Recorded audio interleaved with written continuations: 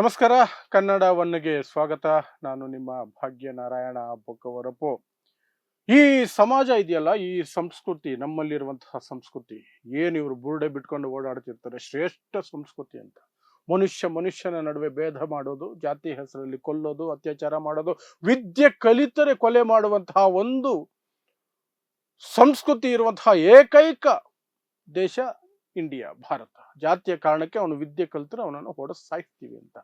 ಅದರ ಜೊತೆಗೆ ಮಹಿಳೆಯರನ್ನ ಶಾಸ್ತ್ರಗಳ ಹೆಸರಲ್ಲಿ, ಇನ್ಯಾವುದೋ ಹೆಸರಲ್ಲಿ ನಿರಂತರವಾಗಿ ಶೋಷಣೆ ಮಾಡಿಕೊಂಡೇ ಬರ್ತಿದ್ದಾರೆ. ಆ ಶೋಷಣೆ ಇವತ್ತಿಗೂ ನಿಂತಿಲ್ಲ.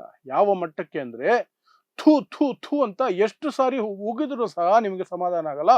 ಅಂತಹದ್ದೊಂದು ಘಟನೆ ಹರಿಯಾಣದಲ್ಲಿ ನಡೆದಿದೆ. ಮೊದಲೇ ಇವರದು ಸನಾತನ ಸಂಸ್ಕೃತಿ, ನಮ್ಮ ಸಂಸ್ಕೃತಿಯ ಪ್ರಕಾರ ಮನುವಾದವೇ ಶ್ರೇಷ್ಠ. ಮನುವಾದದ ಪ್ರಕಾರ ಮಹಿಳೆಯರು, ದಲಿತರು, ಅಸ್ಪೃಶ್ಯರು, ಶೂದ್ರರು ಅವರಿಗೆಲ್ಲ ಯಾವುದೇ ಹಕ್ಕುಗಳು ಇರಲ್ಲ. ಅವರನ್ನ ನಾಯಿ, ನರಿ, ಕೋಳಿ, ಹಂದಿ ರೀತಿಯಲ್ಲಿ ನಾವು ಹೇಗೆ ಬೇಕಾದ್ರೂ ನೋಡಬಹುದು, ಬಳಸ್ಕೊಳ್ಬಹುದು. ಅವರೆಲ್ಲ ಹುಟ್ಟಿರೋದೇ ನಮ್ಮ ಗುಲಾಮಗಿರಿ ಮಾಡಕ್ಕೆ ಅಂತ ನಂಬಿರುವಂಥದ್ದು. ಆ ನಂಬಿಕೆಯನ್ನ ಒಡೆದು ಹಾಕಿದ್ದು ನಮ್ಮ ದೇಶದ ಸಂವಿಧಾನ, ಬಾಬಾ ಸಾಹೇಬ್ ಅಂಬೇಡ್ಕರ್ ಕೊಟ್ಟಂತಹ ಸಂವಿಧಾನ. ಆ ಸಂವಿಧಾನ ಇದ್ದರೂ ಸಹ ಅದನ್ನ ತೆಗೆದು ಪಕ್ಕಕ್ಕಿಟ್ಟು ಮತ್ತೆ ಮನುಸ್ಮೃತಿಯನ್ನು ತರಬೇಕು ಅನ್ನುವಂತಹ ಹೊಂಚಿನಲ್ಲಿರುವಂತಹ ಪಕ್ಷ ಬಿಜೆಪಿ. ಆ ಬಿಜೆಪಿ ಸರ್ಕಾರ ಇದ್ದು ಬಿಟ್ರೆ, ಮೊದಲೇ ಅಂತಹ ಮನಸ್ಥಿತಿ ಇರುವ ಜನ ಬಿಜೆಪಿ ಸರ್ಕಾರ ಸರಿ ಹೋಯ್ತಲ್ಲ. ಒಂದಕ್ಕೊಂದು 1+1 2 ಈ ಸ್ಕ್ವಯರ್ ಹೇಗೆ ಬಂತು ಅಂತ ಮೋದಿ ಕೇಳ್ತಾರಲ್ಲ, A+B² ಎಕ್ಸ್ಟ್ರಾ AB ಅಂತ. ಈ ಎಕ್ಸ್ಟ್ರಾ ದೌರ್ಜನ್ಯ ಇವರಿಂದ ಬಂದ್ಬಿಡುತ್ತೆ. ಬಿಜೆಪಿ ಆಡಳಿತ ಬಂದ್ಬಿಟ್ರೆ ಎಕ್ಸ್ಟ್ರಾ ದೌರ್ಜನ್ಯ ಸೇರ್ಕೊಂಡ್ಬಿಡುತ್ತೆ, ಸ್ಕ್ವೇರ್ ಆಗ್ಬಿಡುತ್ತೆ. ಅಂತಹದೊಂದು ಘಟನೆ ಏನಾಯ್ತು? ಇಷ್ಟೊಂದು ಯಾಕೆ ನಾನು ಸಿಟ್ಟಲ್ಲಿ ಮಾತಾಡ್ತಿದ್ದೀನಿ ಅಂದ್ರೆ, ಮಹಿಳೆಯರಿಗೆ ಪೀರಿಯಡ್ಸ್ ಆಗತ್ತೆ, ತಿಂಗಳಿಗೊಂದ್ಸಲ ಆಗತ್ತೆ, ಅದು ನೈಸರ್ಗಿಕ. ಆ ಸಂದರ್ಭದಲ್ಲಿ ಅವರು ನೋವಲ್ಲಿರ್ತಾರೆ, ಒಂದಷ್ಟು ಸಿಡಿಮಿಡಿಯಲ್ಲಿ ಇರ್ತಾರೆ, ಎಲ್ಲ ರೀತಿಯಾದಂತಹ ಅವ್ರದೇ ಆದಂತಹ ಸಮಸ್ಯೆಗಳು ಇರ್ತವೆ, ಮಹಿಳೆಯರ ಸಮಸ್ಯೆಗಳು. ಅದಕ್ಕೆ ಸ್ಪಂದಿಸಿ ಕರ್ನಾಟಕ ಸರ್ಕಾರವು ಸಹ ಕಳೆದ ತಿಂಗಳಿಗೆ 1 ದಿನ ರಜೆ, ಮುಟ್ಟು ರಜೆ ಅಂತ ಘೋಷಿಸಿದೆ. ಆ ಮುಟ್ಟಾದಾಗ ಅವರು ಮನೆಯಲ್ಲಿ 1 ದಿನ ರಜೆ ತಗೊಂಡು ಇರ್ಬೋದು, ಯಾಕಂದ್ರೆ ಅವ್ರಿಗೆ ಸಮಸ್ಯೆಗಳಾಗ್ತವೆ ಅಂತ ದೈಹಿಕವಾಗಿ. ಆದರೆ ಅದನ್ನ ಇಷ್ಟು ಕೆಟ್ಟ ಮಟ್ಟದಲ್ಲಿ ಒಂದು ಯೂನಿವರ್ಸಿಟಿಯಲ್ಲಿ ಒಂದು ಕೆಟ್ಟ ರೀತಿಯಲ್ಲಿ ಅದನ್ನ ಮಾಡೋಕ್ ಹೋಗಿ ಈಗ ಈ ಕಟ್ಟಿಗೆ ಸಿಲ್ಕೊಂಡಿದ್ದಾರೆ ಅಲ್ಲಿನ 2 ಸೂಪರ್ವೈಸರ್ಗಳು ಅಂತ ಕರೆಸ್ಕೊಳ್ಳುವ ಮನುಷ್ಯ ರೂಪದ ಕ್ರಿಮಿಗಳು. ಮಹರ್ಷಿ ದಯಾನಂದ ಯೂನಿವರ್ಸಿಟಿ ಅನ್ನುವಂಥದ್ದು ಇದೆ ಹರಿಯಾಣದಲ್ಲಿ, ರೋಹ್ತಕ್ಕಲ್ಲಿ. ಅಲ್ಲಿಗೆ ರಾಜ್ಯಪಾಲರು ಬರೋದಿದ್ರು. ಯಾವಾಗ? ಅಕ್ಟೋಬರ್ 26ನೇ ತಾರೀಕು ರಾಜ್ಯಪಾಲರಾದಂತಹ ಅಸೀಂ ಕುಮಾರ್ ಘೋಷ್ ಅಂತ ಅವರು ಬರಬೇಕಾಗಿತ್ತು. ಹಾಗಾಗಿ ಅವತ್ತು ಬೆಳಗ್ಗೆನೆ ಬಹಳ ಬೇಗ, ನಿಮ್ಮ ಡ್ಯೂಟಿ ಅವರ್ಸ್ಗಿಂತ ಮೊದಲೇ ನೀವೆಲ್ಲರೂ ಸಹ ಹಾಜರಾಗಬೇಕು ಅಂತ ಸ್ವಚ್ಛತಾ ಕರ್ಮಿಗಳಿಗೆ, ಅಲ್ಲಿ ಸ್ವಚ್ಛತಾ ಕಾರ್ಯದಲ್ಲಿ ಇರುವಂತಹ ಅಥವಾ ಸಿಬ್ಬಂದಿಗೆ 2 ಸೂಪರ್ವೈಸರ್ಗಳು, ಯಾರು ವಿನೋದ್ ಕುಮಾರ್, ಜಿತೇಂದರ್ ಕುಮಾರ್ ಅನ್ನುವಂಥವ್ರು ಹೇಳಿದ್ರು, ಬೆಳಗ್ಗೆ ಬಂದ್ಬಿಡ್ಬೇಕು, ಬೇಗ ಬಂದ್ಬಿಡ್ಬೇಕು, ರಾಜ್ಯಪಾಲರು ಬರ್ತಿದ್ದಾರೆ, ಸ್ವಚ್ಛ ಆಗ್ಬಿಡ್ಬೇಕು ಇಡೀ ಯೂನಿವರ್ಸಿಟಿ ಕ್ಯಾಂಪಸ್ ಅಂತ. ಸರಿ, ಅದರಲ್ಲಿ 4 ಜನ ಮಹಿಳೆಯರು, ಒಂದು ದೊಡ್ಡ ಯೂನಿವರ್ಸಿಟಿ ಅದು, ಸುಮಾರು ಜನ ಎಂಪ್ಲಾಯೀಸ್ ಇದ್ದಾರೆ, 4 ಜನ ಮಹಿಳೆಯರು ತಡವಾಗಿ ಬಂದರು. ಅವರು ತಡವಾಗಿ ಬಂದ ತಕ್ಷಣ ಈ 2 ವಿನೋದ್ ಕುಮಾರ್ ಮತ್ತು ಜಿತೇಂದರ್ ಕುಮಾರ್ ರೊಚ್ಚಿಗೆದ್ರು. ಏನಕ್ಕೆ ಇಷ್ಟು ಲೇಟಾಗಿ ಬರ್ತಿದ್ದಾರೆ? ನಿನ್ನೆನೆ ಹೇಳಿಲ್ವಾ ನಾನು, ರಾಜ್ಯಪಾಲರು ಬರ್ತಿದ್ದಾರೆ, ಆದರೂ ನೀವು ಲೇಟಾಗಿ ಬಂದಿದ್ದೀರಲ್ಲ, ಯಾಕೆ ಲೇಟಾಗಿ ಬಂದಿದ್ದೀರಿ ಅಂತ. ಮಹಿಳೆಯರು ಏನೇನೋ ಹೇಳುವಂತಹ ಪ್ರಯತ್ನ ಪಟ್ಟರು. ಯಾಕಂದ್ರೆ ಅವ್ರು ನೇರವಾಗಿ ಹೇಳಕ್ಕಾಗಲ್ಲ, ಮುಟ್ಟಾಗಿದೆ, ಡೇಟ್ ಆಗಿದೆ ಅಂತ ನೇರವಾಗಿ ಕೆಲವರು ಹೇಳಕ್ ಸಂಕೋಚ ಪಡ್ತಾರೆ. ಅವ್ರು ಹೇಳಲಿಲ್ಲ, ಇವರು ಬಲವಂತ ಮಾಡಿದ್ರು, ಹೇಳಲೇಬೇಕು, ಏನಾಯ್ತು ಅಂತ, ನಿಮ್ಮ ಕತೆಗಳೆಲ್ಲ ಹೇಳಬೇಡಿ, ಏನಾಯ್ತು ಅಂತ ಹೇಳಿ ಅಂತ. 4 ಜನ ಹೇಳಿದ್ರು, ನಮ್ಗೆ ಮುಟ್ಟಾಗಿದೆ, ಪೀರಿಯಡ್ಸ್ ಆಗಿದೆ, ಹಾಗಾಗಿ ಲೇಟ್ ಆಯ್ತು ಬರೋದು.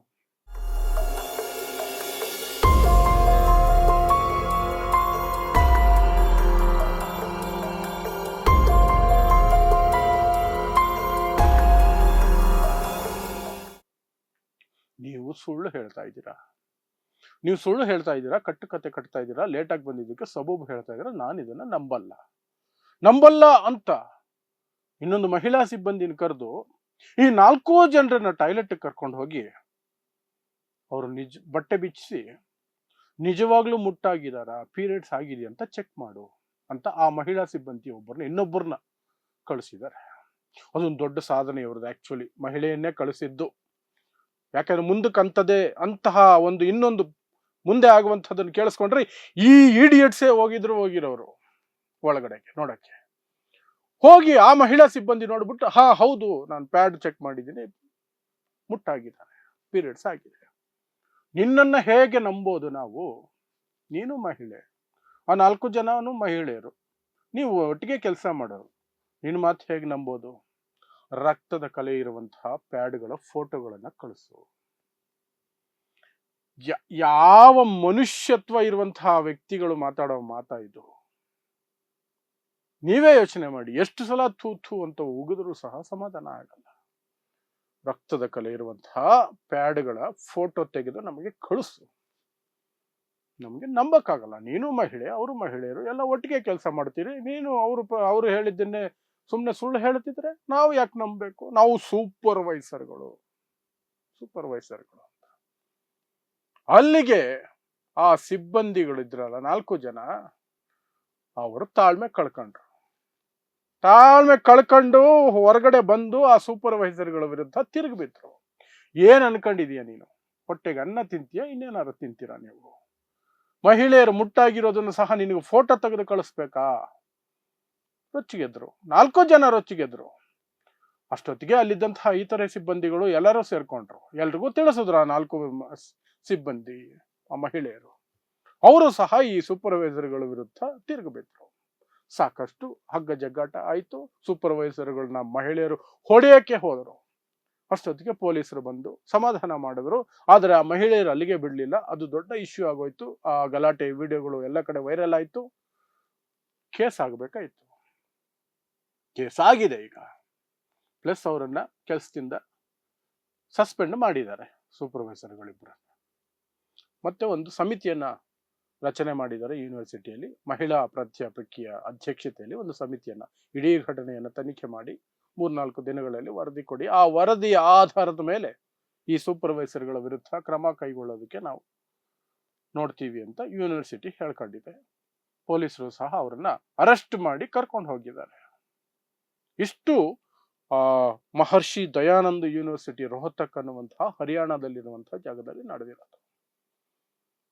ಅಂಥ ನೀಚತನಕ್ಕೆ ಯಾಕೆ ಹೋಗ್ತಾರೆ ಇವರು ಅಂದ್ರೆ, ಇವರೆಲ್ಲ ಅಂತಹ ಹಿನ್ನೆಲೆಯಿಂದ ಬಂದಿರ್ತಾರೆ. ಈ ಹಳ್ಳಿಗಳಿದಾವಲ್ಲ, ಹರಿಯಾಣ, ಉತ್ತರ ಪ್ರದೇಶ, ಮಧ್ಯಪ್ರದೇಶ, ಬಿಹಾರ, ಜಾರ್ಖಂಡ್, ಕೆಲವು ಒಡಿಶಾದ ಕೆಲವು ಭಾಗಗಳು, ವೆಸ್ಟ್ ಬೆಂಗಾಲ್ನ ಕೆಲವು ಭಾಗಗಳು, ಇನ್ನೂ ಒಂದಷ್ಟು ರಾಜಸ್ಥಾನ, ಇಲ್ಲೆಲ್ಲವೂ ಜಾತಿ ವ್ಯವಸ್ಥೆ ಯಾವ ಮಟ್ಟಕ್ಕೆ ಕ್ರೂರತೆಯಿಂದ ಕೂಡಿದೆ ಅಂದ್ರೆ ನೀವು ನಂಬಲ್ಲ. ಈ ಕೂಲಿ ಆಳುಗಳಾಗಿ ಒಪ್ಕೊಂಡಿರ್ತಾರಲ್ಲ ಪಾಪ, ಒಂದೊಂದು ವಾರಕ್ಕೆ 10 ದಿನಕ್ಕೆ ಮೇಲ್ಜಾತಿ ಅಂತ ಕರ್ಸ್ಕೊಳ್ಳುವಂತಹ ಕ್ರಿಮಿಗಳ ಹತ್ರ ಪಾಪ ಹೊಟ್ಟೆಪಾಡಿಗೆ ಕೂಲಿಗೆ ಒಪ್ಕೊಂಡಿರ್ತಾರಲ್ಲ, ಅವರು ಕೆಲಸಕ್ಕೆ ಒಂದಿನ ಬರಕ್ಕಾಗೋದಿಲ್ಲ, ನಾನು ಮುಟ್ಟಾಗಿದ್ದೀನಿ, ತುಂಬಾ ನೋವಾಗ್ತಿದೆ, ಹೊಟ್ಟೆ ನೋವು ಅಂತ ಹೇಳಿದ್ರೆ ನಮಗೆ ನಿರೂಪಿಸಿ ತೋರಿಸು ಅನ್ನೋದನ್ನ ಅವರು ನಾಚಿಕೆ ಮಾನ ಮರ್ಯಾದೆ ಇಲ್ಲದೆ ಎಷ್ಟೋ ಕೆಟ್ಟದಾಗಿ ಮಾಡ್ತಾರೆ ಹಳ್ಳಿಗಳಲ್ಲಿ. ಆ ಎಲ್ಲವನ್ನೂ ನೋಡ್ಕೊಂಡವ್ರೆ ತಾನೇ ಇವರು ಯೂನಿವರ್ಸಿಟಿಗಳಲ್ಲಿ ಸ್ಟಾಫ್ಗಳಾಗಿ ಆಯ್ಕೆಯಾಗೋದು. ಅಲ್ಲಿಂದಾನೆ ಸಣ್ಣ ವಯಸ್ಸಿಂದಾನೇ ಇವ್ರಿಗೆ ಅದೇ ಬೆಳೆದಿರುತ್ತೆ. ನಾವು ಹೇಗೆ ಬೇಕಾದ್ರೂ ಟ್ರೀಟ್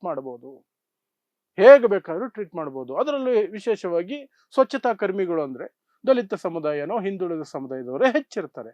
ಅವರನ್ನ ನಾವು ಹೆಂಗ್ ಬೇಕಾದ್ರೆ ನಡ್ಸ್ಕೋಬಹುದು, ಯಾರು ಕೇಳ್ತಾರೆ? ಅವ್ರು ನಮ್ಮ ಗುಲಾಮರಾಗೋಕೆ ಹುಟ್ಟಿರೋದು. ನಮ್ಮ ಮನುಸ್ಮೃತಿ ಅದನ್ನ ಹೇಳೋದು. ಅದನ್ನ ಇಟ್ಕೊಂಡೆ ನಾವು ಹಿಂದೂ ರಾಷ್ಟ್ರ ಮಾಡಕ್ ಹೊರಟಿರೋದು. ಅದನ್ನ ಈಗ್ಲಿಂದಾನೇ ಮಾಡೋಣ. ಆ ಮನಸ್ಥಿತಿಯಲ್ಲಿ ಇವರು ಇಷ್ಟು ನೀಚತನಕ್ಕೆ ಹೋಗೋದು. ಬಟ್ ಲಕ್ಕಿಲಿ ಈ ಮಹಿಳೆಯರು ತಿರುಗಿ ಬಿದ್ರು. ಅಲ್ಲಿದ್ದವರೆಲ್ಲ ವಿಡಿಯೋ ಮಾಡಿದ್ರು. ಅದು ದೊಡ್ಡ ಇಶ್ಯೂ ಆಯಿತು. ಅರೆಸ್ಟ್ ಆಗಿದ್ದಾರೆ, ಸಸ್ಪೆಂಡ್ ಆಗಿದ್ದಾರೆ, ಸಮಿತಿ ರಚನೆ ಆಗಿದೆ.